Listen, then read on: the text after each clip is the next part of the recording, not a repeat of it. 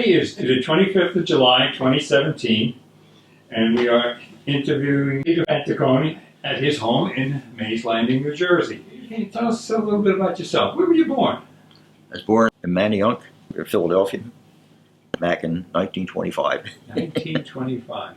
Went to Roman Catholic High School and down in Philadelphia. And after high school, I went to service. Then after that, I went to St. Joe's College and graduated in 1950 from St. Joe's. And what did you do after you went to college? I worked for Westinghouse Electric Corporation for steam turbines down in Leicester, Pennsylvania. Steam turbine we use for generation electricity. I was a purchasing manager. I graduated actually in June the 6th, 1943, and I joined the Navy right at that, 17. And June 6, 1944, I was in the invasion of Normandy, 1 year later. Wow. Where did you take basic training? Basic training was up in Sampson, New York. Yes. Up in upstate New York on the Finger Lakes. Real nice place in the summertime, very cold in the wintertime. After basic training, we ended up going across the field there to the radio school up in Sampson, New York. I graduated with from a class of, I guess, about 100. There was 5 of us got what they call a petty officer's rating. So I got a 3rd class petty officer's rating. I wanted to join the Navy from when I was this high, you know, and I like radio, so I really enjoyed what I was doing, and that's what made me really, you know, come out on top there. They sent us down to Norotan Heights, Connecticut, in like an advanced radio school to be radio operators on merchant ships. They took over this big house right on Long Island Sound, I guess it was, and it was really nice. In fact, they had a cooks and baker school there. They were training, so boy, we had all kind of stuff cooked. So it was real nice. That lasted about 5 or 6 weeks, and then for some reason they pulled us out of there. They sent us to Lido Beach, Long Island. It was a marine place there, and what they did, they took all our Navy clothes away, and they gave us marine uniforms, you know, fatigues and all that kind of stuff. What we were training for was to land on enemy beaches with our radios and then spot the targets and radio back to the ships. So we trained for that, but in the training we went through actually boot camp, marine boot camp. We were, you know, climbing over obstacles. They gave me a carbine and all this kind of stuff. We're out in a firing range. So we were out in a firing range, be firing, my helmet fall down in front of me. You know, I was in the Navy, I wasn't a Marine. Then this one day they took us and they marched us down to the train station. And I remember there were like people on either side, and they were all crying and everything else because they knew we were headed for overseas. There was this ship, the USS Ariel, a Navy transport. This was now about maybe about April of 44. We pulled out of New York Harbor. So I remember seeing the Statue of Liberty. We pulled out. Then we joined a convoy that we headed over toward England. They had your destroyers and everything running around doing guard duty from the submarines. Then a couple of times they'd be dropping depth charges and things like that. But when that happened, you know, I never went down below deck. We waited up on deck till everything. I don't want to get caught down below. We're pulling into, I guess they're going past the islands up there in Scotland or Ireland or someplace like that. And I still remember we were so close to these islands that it was on a Sunday morning and you could hear the church bells ringing as we sailed up in the Firth of Clyde, I guess it was, up into there. We ended up in Roseneath, Scotland, which is the northern part, a receiving base. We got off the ship there and we lived in these Quonset huts. And this one night they came in, they got a work party. They put us on a boat. We went out and we got on with an ammunition ship. Still remember the name, USS Nitro. That was a good name for it. The hold of this ship, it had looked like all coal bins. Remember the coal bin used to look like? But in them they had all these shells, and all these shells are all color coded for what they do, and look like all Easter eggs. So we went up to the, I guess it was a 12-inch shell, it was a pretty big shell, and 12-inch diameter. And I think we had hand trucks. We put them on the hand truck and bring it over, wheel it over, and then they would lower the chain, and we hooked these things up somehow, and they used to lift them up, and they were taking them someplace. And we did that all night, you know, and I was talking to the crew, you know.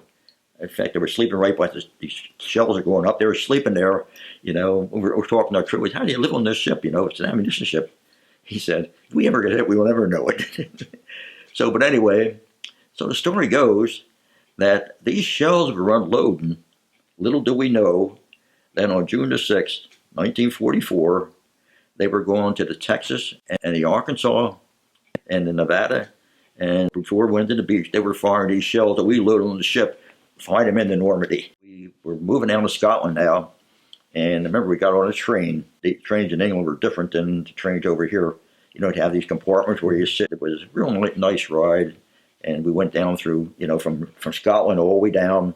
In London, I think we changed trains in London. And what I saw in London was what really, you know, sort of was a little different. Was like everybody, all the baggage handlers, the carts are all moving them all around. They were all women. So I noticed that. Then we went all the way down to southern England, to the town of Weymouth, south central coast of England, I guess. Rode down to the docks and everything, you know.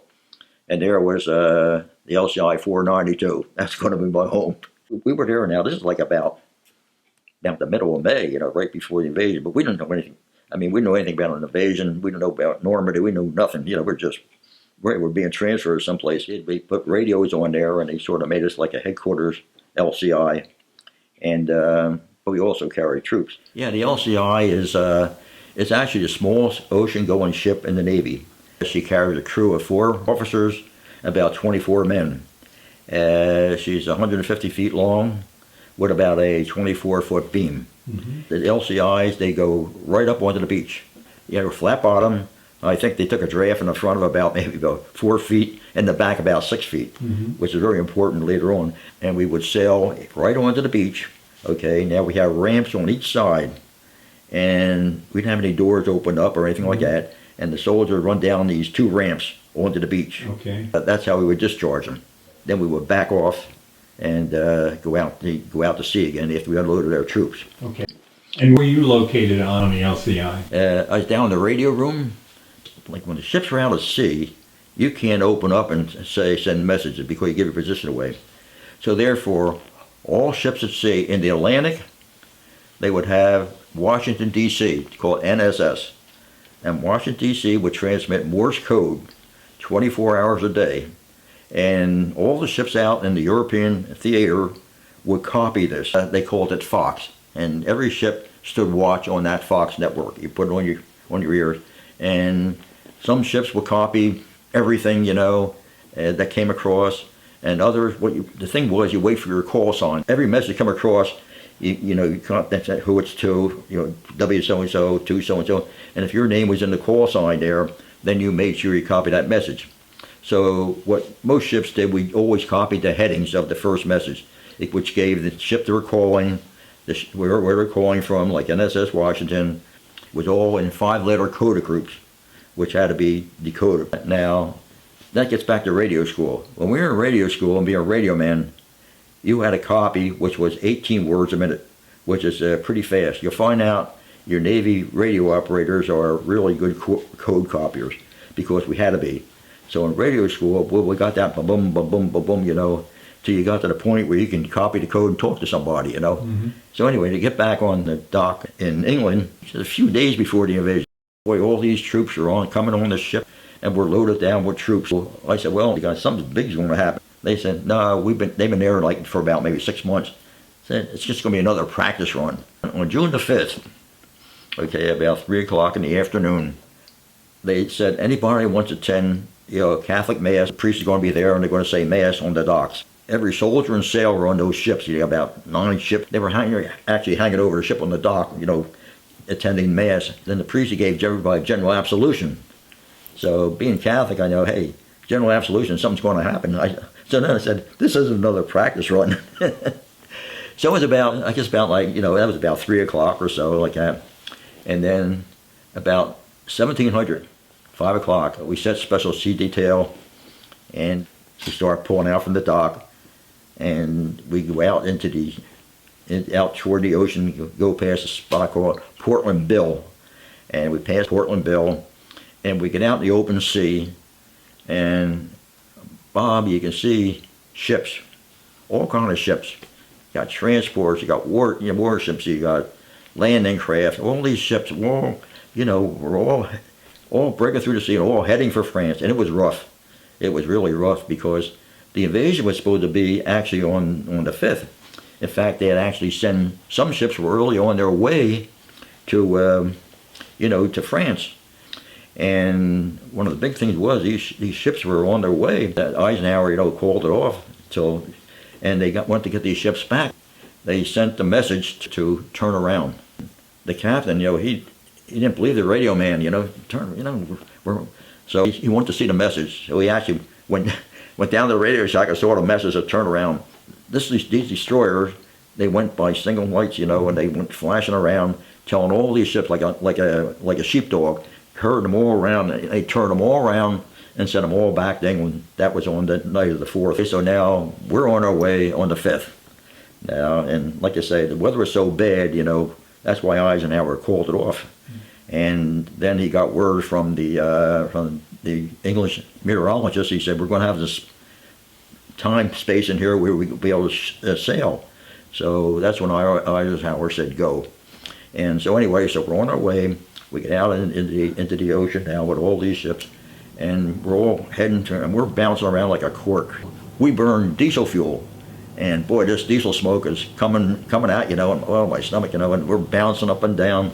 It's my first time on really a small ship. Let me just back up a little bit, just a little story. When we're at the dock, okay, and so we had the soldiers on board. Somebody said, why don't we feed these people? All they have is K rations. They don't have anything decent. Let's feed them what we can to give them a good meal. So they went to the captain, and the captain said, give them whatever they want. Our cook, he cooked a big meal of biscuit and gravy. He must have used up all our supply. But anyway, we gave him a good meal. We sailed all night. And about 0300, we arrived at the salt area right off of Normandy. And that's the area where they marshaled. You call it Piccadilly Circus? I guess they must have, yeah. I didn't know that. The radio man, I guess they had their orders where to go and the circle and all that. It's interesting why they did that. They were afraid of moving in closer because of the Germans had cannons at Pointe du Hoc. Oh, yeah. That could possibly reach. So in order to be safe, the marshalling point was 11 miles out, which made the trip in relatively long. Yeah, right, yeah. About 5 o'clock in the morning, 5:30 in the morning, the battleships opened up. The battleship Nevada, Texas, Tuscaloosa cruiser, and the Quincy, and others that they start barraging, for a half hour. They just threw things in, And then we went in, our LCIs, we were assigned to Omaha Beach. Now, I'm going to tell you about the LCI. The LCI were mostly a Coast Guard flotilla, made up about 24 or so. We had a few Navy ships in there. We were one of the Navy LCIs. And these Coast Guard LCIs, they were battled hard. They had been at Anzio and places like that in Africa. So, and they were all older LCIs. And you tell the difference between the LCI, the old LCI had a square con tower on them. And the Navy LCIs had a round con tower on them. In fact, they looked more like a submarine. That's another story. So our part of the flotilla, we went into Omaha Beach. We were landed at low tide because the Germans had obstacles on the beach. And we would go into low tide so we could see the obstacles. Now, the tides at Normandy were tremendous length. Really, really big tides, So these soldiers had to run, from at low tide off the thing. I would imagine it was difficult getting the ship with the tides and the drifting and to get around the obstacle. Bosun's mate probably had a pretty difficult time getting that LCI up against the shore. One LCI, the LCI 85, when she went in, Germans had all kinds of obstacles, and some of them had like wooden things sticking out. Others had iron girders. Or this one LCI 85, she went right through this wooden obstacle.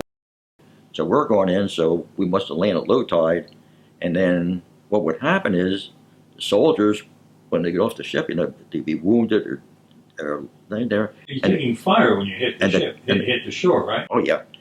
Our signalman, he was on the bridge, he saw all this, and he said the guys were running down these ramps. He said as soon as they run down the ramps, they were being cut down. He said, run right into the other. The ones that did get on the beach But what happened, the tide was coming in, so therefore these dead wounded were being washed out to sea. We were lucky. We were able to, get our troops off and suffered a lot of casualties, the troops going off, but the ship itself, we were okay. Now the LCI 91 and the 92, the Coast Guard, and LCI 85, they were sunk, German 88s and everything else as they went in, and because the LCI is a pretty big target, and the Germans were up on the hill there, and they were matrixed in. Rommel really built an Atlantic wall, and they were mowing them down as they come across, and what the soldiers tried to do is make it up this seawall. There's like a seawall there, and if they get there, the Germans couldn't shoot at them, so they were bunched up against there. The others were just laying there on the beach. They didn't even move. The 85 went in, loaded some of her troops, then she retracted, and then she went in again, and she really got hit, okay, and she was listed badly. They had wounded aboard, and the LCI 85 made it out to the attack transport, the Coast Guard attack transport, the Samuel Chase, and she unloaded her troops. Then the LCI was just capsized, and it sunk, and I can still see it had like a red lead bottom, the orange bottom, and it sunk off. 91, 92, they got sunk. 80, 85 finally got sunk, and others were damaged, and also, so our LCI really took a beating on Omaha. We said that was probably one of the bloodiest days in Coast Guard's history. At nighttime, boy, they mounted an air raid on us, just the firepower, 5,000 ships firing up in the air. It looked like one current of fire. It looked like 1,000 4th of July rolled into one. All these tracer shells going up and everything else. I mean, we had supreme air power. After delivering your troops, you went back to the marshalling area. No, after that, we came back out, and we became sort of a communication ship or a headquarters ship, and we did all kind of duties. I think what we were just laying offshore. We laid offshore. We actually laid offshore from June the 6th to the middle of July, when they broke through at St. Lo. Were you involved in that big storm on the 19th? Oh yeah. We were involved in that, and I remember when that thing hit. That was the worst storm I think in about I don't know how many years. Describe what happened. First of all, they had sunk different ships miles out or for a breakwater, and they had sunk an old English battleship, and they had sunk some Liberty ships and other old ships, and we were out there all this time. So at nighttime, a lot of time we used to tie up next to these ships. So when the storm came, we were tied up as normal, but we were even battered so bad that we pulled away from the ships. We were on our own. All I can say is I never bounced around so much with a flat bottom. We were bouncing all over the place. There was no food. I mean, only sandwiches. It lasted for 3 days. And we were lucky. We were afraid that we would run out of fuel. And if we run out of fuel, then we'd be washed ashore, like many of the ships did. And that storm did more damage than the Germans did. They knocked down the Mulberry, that artificial dock. The ships were laying up on the beach, washed ashore. And but we were lucky. But we bounced around, but you couldn't sink us. Yeah. That Mulberry was a huge artificial harbor. Oh yeah, concrete towed it over there. They hadn't taken Cherbourg yet, so they really needed to use that was the port. Yeah. And that's when they start landing on the beach again. Right up on the beach. And your big LSTs, with cargo on them, they were going up. It was a big battle. They called it Operation Cobra. And Operation Cobra, that lasted until they broke through at St. Lo. Like I said, we did various duties when we were offshore. We rescue work, and it's one time where there was a couple of LCIs, and we had this big barge loaded with ammunition, big ammunition barge, a huge thing, and we're going to push it into the beach, right? Till we were told by blinker light that we were still in a minefield. They hadn't swept it. So we got up on the beach, and we got her there, and we backed off, so we were lucky we didn't hit any mines. But everybody was holding their breath. So, and then the air raids, we were subject to air raids. And then another thing at night, the German E-boats, like our torpedo boats, like they would infiltrate the invasion fleet at night. and torpedo some of the ships. Bad. Well, a couple of things that didn't happen. In other words, the infantry, like on Omaha Beach and everything, they were supposed to have, they didn't have any artillery support or anything. The support they were supposed to have were from tanks. Now, we had designed this new tank, which had like a big life preserver around, big canvas thing around it. And they would propel themselves by themselves into the beach. And they would be launched from an LCT, okay? And then it would go into the beach. Well, there was 29 of them, and 28 of them went to the bottom like a rock because the seas were so rough. So therefore, the infantry on Omaha Beach didn't have any support. The other thing was the Air Force was supposed to drop their bombs on the beach. The weather was so bad, they were told to hold they couldn't see, they were told to hold their bombs for about 10 seconds or something like that, which they did, and all their bombs didn't land on the beach where there'd be foxholes and everything, inland. The other thing is the bombardment from the battleships, they did little damage to the bunkers. The way they were situated, like they were facing down onto the beaches rather than out to sea. So apparently they did little damage. So those three things, they were really made up bad. And then on Omaha Beach, Bradley was going to recall Omaha Beach. They were going to give it up at loss and go into Utah. But then these Navy destroyers, one was USS Frankfurt. The captain of the Frankfurt was Zimmerman, Captain Zimmerman. They saw the beach, and they saw all the soldiers that were laying on the beach and everything, like they couldn't move, and because they had orders not to fire because they would hit the people. But they took it upon themselves that they went in, and soldiers still say it, these destroyers went into the beach, looked like going to run aground, turned broadside, and went up and down the beach all day, and not all day, for hours, and they knocked out every German bunker on that beach. And only then were they able to advance on Omaha Beach. A lot of people don't know that, but that's why they advanced. It is, I believe, most historians and most military historians are in agreement that the plan to invade at Normandy failed, that the plan was inadequate. What made it a victory was what you just cited, the ingenuity and the ability to change and to make things happen, like this commander of the destroyer, seeing that, hey, this has to be, and going in there. The troops on the beach doing things that were not in the plan. Yeah. And it was the strength of the naval personnel and the Army, the sergeants who were on the beach, who it was their ability to assess the situation and change the plan that made Omaha Beach successful. They would have been pushed back into the sea. Omaha Beach would have been a disaster. Yeah. Like Bradley was ready to pull out. Yeah. He was ready to pull out. The whole plan, though, was a phenomenal plan to congregate so many ships, so many men on so many schedules, and be a surprise. And it was just phenomenal. No computers, nothing like that. And these all figured out. And like the skipper of our LCI, they were 90-day wonders.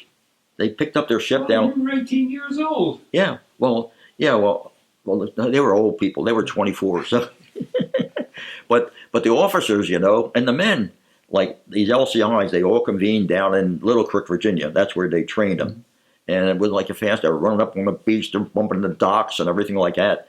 And just going over to Europe was something, because I talked to the crew on the LCI. They left on Christmas Eve. They left New York Harbor, and they were in the convoy there.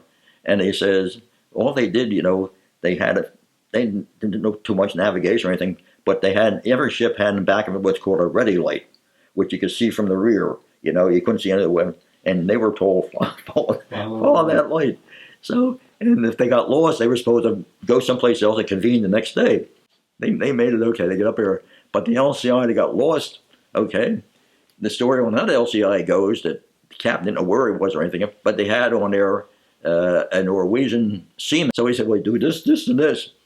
When the air flotilla, I wasn't on it then, when the air flotilla got up to England, this other LCI was already there. They said, how'd you get here? Anyway, they said, I told us, oh, that's great. He said, but you went all through kind of minefields and everything else. So it's a little bit of the history behind, you know, the personnel, they were, man, you know, and then when they're in this big invasion, you know, all these ships are, Yeah. it's amazing. They sent us to Cherbourg. They had just taken the port of Cherbourg. We were the first Navy radio station into Cherbourg. We lived in right on the dock there, you know, and we used to see all the ships in the harbor all sunk and everything else, you know, boy, you know, what they had to do to clean that harbor up to use it was really something. The radio station was like a big concrete building down by the dock with a big steel door, you know, no windows or anything, and that was the radio station. So I guess the Germans must have built that. So then we went up to, they took Le Havre. So we went up into Le Havre, and boy, Le Havre was devastated. You know, we took over this big 2 mansions we took on top of the hill overlooking Le Havre, and we made them the radio stations. But I still remember Le Havre was almost flattened, and you know, the Americans bombed during the day and the British bombed during the night. We were up on top of this hill, and we took over this building. It was an old mansion, had big mirrors, fireplaces, you know, but no running, no toilet or anything like that. The Army used to pick us up by truck, take us down to town to eat, to get our lunch and meals and everything until we built our own stuff up there. I went back to England, and it was in Plymouth, England. Oh, interesting side story. We went back to England, and we got on this ship called the USS President Warfield. And it was like a barrack ship, you know, they put you there temporarily till they send you someplace. So I was only in there like a few days or so, a week maybe at the most. And it was an old ship they supplied at Norfolk, Virginia, down that way, with all wooden stairways and everything like that. But anyway, this ship turned out to be the Exodus 1, the one that took the Jews back to Israel. I was sent back to the States, home, 30 days, and I went to report down the Philadelphia Navy Yard. Boy, that was great. I lived there, right? So they made it shore patrol, you know, shore patrol. My spot was like 12th and Market. It was a Fanny Farber candy place there. We'd stand there to me and another else, you know, out of 45 and all that stuff, you know. Your spats? Yeah, the spats, a whole bit, you know. And so we're there, and then the Reading Terminal was there with the trains and all, you know, coming in. So we used to get a lot of calls, go on the train, help the sailors off. Sometimes they'd be a little under the weather, you know. So, but that's all we had there until this one night, this chief comes along in a Jeep. He says, hop on. He says, we got a riot going. So we hop on this Jeep, and he take us back to 15th and Market. Back in there, there's little streets. There's this nightclub. We opened that door, it looked like something out of a movie. Chairs, stools lying around, people fighting, all servicemen, all fighting everything. So we opened it, closed the door again, and so we wait till that simmers down, you know. So finally it simmered down, and we called the Navy Yard. They sent up some vehicles, so we pulled these guys out and put them on a vehicle. That's a couple interesting things. And the other thing, we guarded some German prisoners down there. Like they worked in the cafeteria down at the Navy Yard, and some German prisoners, we used to guard them. LCI in Normandy, the LCIs took prisoners back off the beach. I saw them getting on was this LCT, which is smaller than LCI, carries tanks, you know, the wide landing craft tank. Yeah. And they were walking down in the column, and as they walked down, we were all on our LCI were watching this, you know. And as it got closer, this LCT would keep backing out, and these guys are in the water. So finally it stopped. So where they took them to, I don't know. Next thing I see on the board, you know, report to Brooklyn, USS Columbus. This is a newly commissioned ship. Brand new. Went up to Brooklyn, and it wasn't there. It was up in Boston. So we went up to Boston, and she had just got back from her shakedown cruise, I think. Now you're in a different atmosphere. It's like moving from small town to a big city. From server on LCI, you know, you walked around in dungarees. Now you're on this big ship, and you got to wear the uniform of the day and all this sort of thing. But it was a good ship. Like being a radio operator, when we're off the coast, sailing down toward Cuba, we get the message where we're going to go. Down to Guantanamo, you know, through the canal, out to Hawaii, to Tsingtao, China. we typed the message up, and it's delivered to the captain. One time, he was being transferred or something, and we knew about it, and he sent word down to the radio room. He said, next time I get transferred, I want to be the first to know about it. Went down through the canal, which was quite an experience. It took us 8 hours to go through the different locks, and they had a guide aboard. He was telling all about as we go through. He's over a loudspeaker telling what's going on. It's like a cruise ship. Just like a cruise ship. And then we took off for Hawaii. Got out in Hawaii, Pearl Harbor on Christmas Day. Went into Pearl Harbor, went through the harbor, went up to Pearl City, up the Pearl River to Pearl City. Yeah. Were you been here? Yeah. Okay, just want to talk about that. The war is over now. Yeah, the war's over, yes. So we sailed out of Pearl Harbor, all the way out to Tsingtao, China. And we relieved the cruiser, I think it was a Wilkes-Barre, I forget what the name of it was. So we're going up, she's steaming out, get relieved, I know where she was headed. I find out later on why we were there. That's when they were negotiating with the Chinese communists, trying to keep the communists from going down to China. And we were supposed to show a force. From there, we went down to Shanghai. Shanghai, go up the Wangpu River, which is about as wide as the Delaware. So we docked right in the middle of the river. But what happened is, all these boats would surround us. And they called them bumboats, because things were so bad in Shanghai at that time. People were dying on the street. I mean, it was winter time, it was February, and really bitter cold, and Shanghai was in bad shape. These boats would surround our ship, and what we would do, all the food we didn't eat, we used to throw in their GI cans, I guess. Well, they used to line up, and they used to go around the ship and dump the food in all these little boats. People used to live on them, and that's why we called them bumboats. We went ashore this one time, and they told us, don't travel by yourself. You'll end up in the Wangpu River dead. So we went ashore, and about 6 of us, and we go up, and as desolate everything was, people starving and all, they still had like a nightclub or something there, and we're sitting there, and this Chinese guy talked real good English. He befriended us, and then we're talking and everything and all that, and then I said, I think I'm going to go back to the ship. So this guy said, I'll take you back, So I walked out. As soon as I walked out that door, I said, I shouldn't be doing this, And now you're going through the streets of Shanghai. You can walk from the place to the ship. We're going through the little narrow streets. It's winter time. It's the steamboat. You remember Bulldog Drumming? Yes, Okay. I watched a movie the other day. That's what it reminded me of. Steam coming out, and this guy is saying, stay behind me, get in front of me, And I said to myself, oh boy, I'm going to end up in the Wangpu River. And all I had with me, I had a knife, I had a pea coat, so I had this knife up like a pen knife up my sleeve here, So for protection if anything would happen. So boy, we're walking. I was really sweating.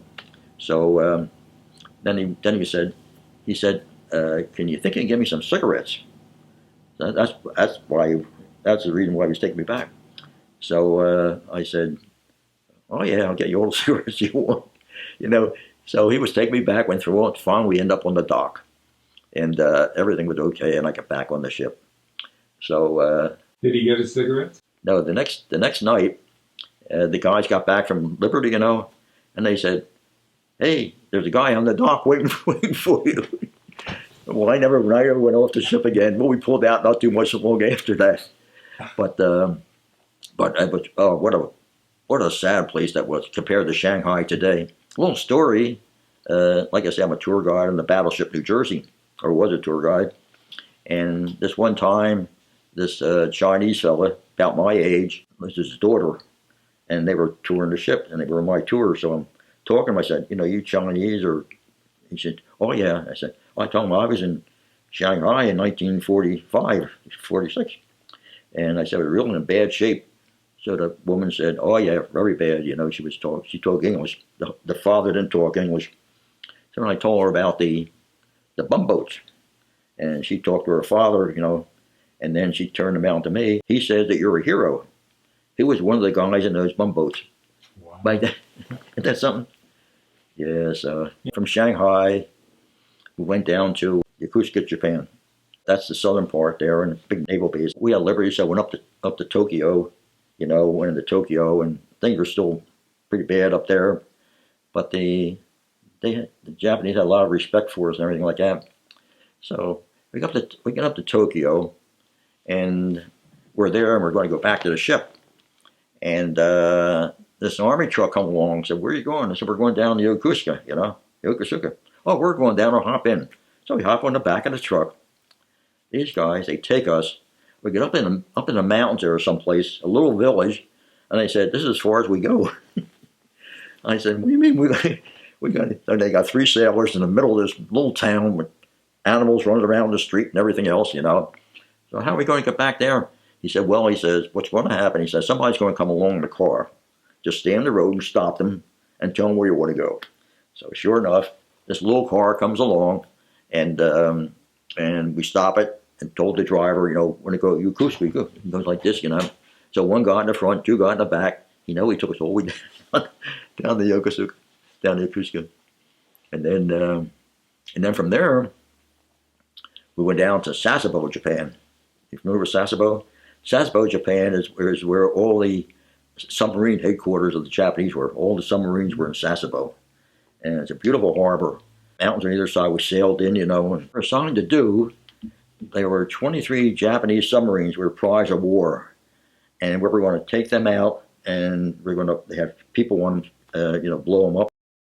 They all sailed past us out to the ocean, and they all had, some of them had like cherry twigs or something coming out their periscope, some kind of ceremony, and they took them out, and they sunk them. So the captain says, "The next submarine is the submarine that sank the Indianapolis." Remember the Indianapolis story? Yes. He said, "This is the submarine that sank the Indianapolis." He sort of blew that one out of the water. So that's what happened to the submarine that sank the Indianapolis. We sunk the submarine that sank the Indianapolis. From Sasebo, we went back to the States. Mm-hmm. Yeah. And then you left the Navy shortly thereafter? Yeah, we pulled in California, then went cross country in a troop train, and that was the experience. We get on this troop train, and I think the chow hall was a boxcar, where they served chow. And in those days, you had a steam locomotives. You open the windows, get all covered with coal dust. Mm-hmm. So we're going through, and we get into around Colorado. So we stopped to let another train go by. So we all get off the train, and we come down to the creek, and then we got back on the train again. Well, about 5 or 6 of them were still down there. Another train came by. We pull out without these fellas, and so we go all the way back. We wonder what happened to them. So we get into Pittsburgh. Who shows up with these 6 fellas? They came across on a Pullman dining car, and there we were, all covered with coal dust and everything. So finally, we went back to going toward Bainbridge. Right outside of Bainbridge, the train goes off the track. Nobody got hurt. The train just went off the track. So we had that little incident. Then we went to Bainbridge. Then I got discharged and came home. It's important that you tell this story because you lived it. Yeah. And it's important for people to understand that you and many people of your generation and then generations thereafter risked your life for the freedoms and for the rights that we enjoy today. That's right, yeah. And, I just want to thank you for sitting in and sharing your experiences with us. You're a terrific man, and it's a privilege to have had the honor to speak with you.